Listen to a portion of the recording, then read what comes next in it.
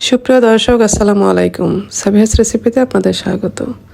আজকে আমি ঝটপট একটি নাস্তা তৈরি করে দেখাবো। খুব কম সময়ে তৈরি করতে পারবেন, আর ঘরে থাকা উপকরণ দিয়ে নাস্তাটা তৈরি করা যাবে।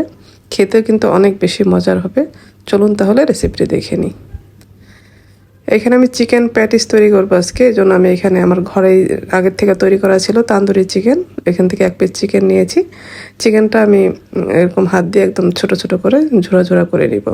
এখানে আপনারা যে কোনো মাংস নিতে পারবেন। অনেক সময় আমাদের রান্না করা মাংস থাকে, কিন্তু ওইটা দিয়েও কিন্তু এটা তৈরি করা যাবে।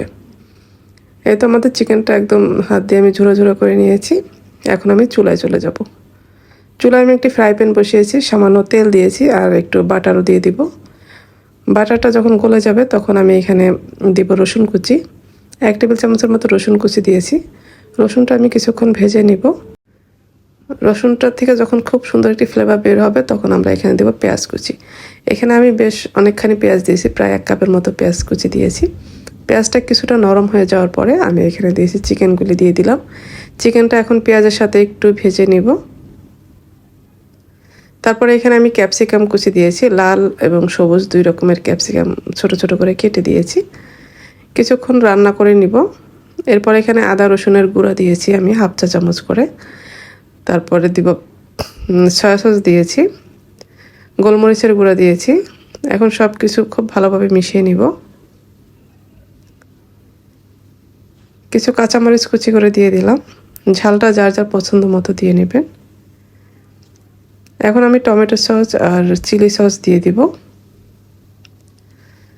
সসটা দিয়ে খুব ভালোভাবে মিশিয়ে নিলে কিন্তু আমাদের এই পুরটা রান্না করা হয়ে যাবে। আমি এখন এটা নামিয়ে ঠান্ডা করে নিব। এদিকে আমি ফ্রোজেন পরোটা নিয়েছি। ফ্রোজেন পরোটা কিন্তু আমাদের বাসায় সবার বাসায় মোটামুটি থাকে। ফ্রোজেন পরোটা নিয়েছি এখানে। এই কাজটা কিন্তু একটু ঝটপট করতে হবে। দেখা যায় পরোটা একটু বেশিক্ষণ নামিয়ে রাখলে এটা কিন্তু একদম লেগে যায়, তখন এটা দিয়ে কাজ করা সম্ভব হয় না। পরোটাটা আমি 4 টুকরা করে নিয়েছি। একটা পরোটা থেকে আমাদের 2টা করে প্যাটিস হবে। তারপর আমি পছন্দ মতো চিকেনটা দিয়ে দিলাম। উপরে আমি কিছুটা চিজ দিয়ে দিলাম, মোজারেলা চিজ। চিজটা দিলে এটা খেতে অনেক বেশি ভালো লাগবে। তারপর আর 1 পিস নিয়ে উপরে দিয়ে এইভাবে করে লাগিয়ে নিব। এখন আমি একটি কাঁটা চামচের সাহায্যে এইভাবে একটু চেপে দিব, তাহলে একটু সুন্দরভাবে একটা ডিজাইন হয়ে যাবে।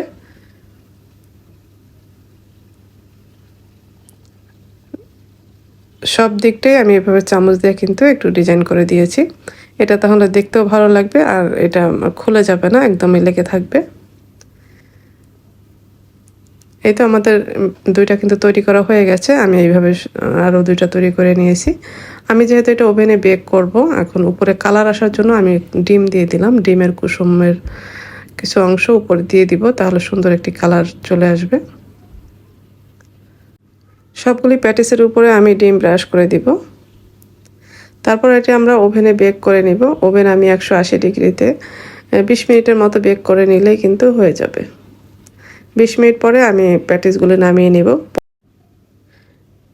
এরপরে কিন্তু আমি আরও 4টা প্যাটিস তৈরি করে নিয়েছি। দেখলেন তো কতটা সুন্দর হয়েছে দেখতে। এটা খেতেও কিন্তু খুবই মজার হয়। উপরটা একদমই ক্রিস্পি হবে আর ভেতরটাতে একদমই সফট থাকবে। এই তো আমার তৈরি হয়ে গেল খুবই মজার চিকেন প্যাটিস।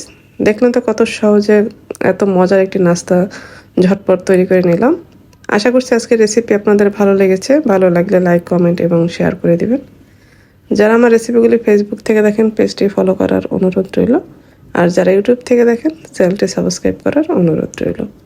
সবাই ভালো থাকবেন। পরবর্তী রেসিপি দেখার আমন্ত্রণ রইল। আজকে এ পর্যন্তই। আল্লাহ হাফেজ।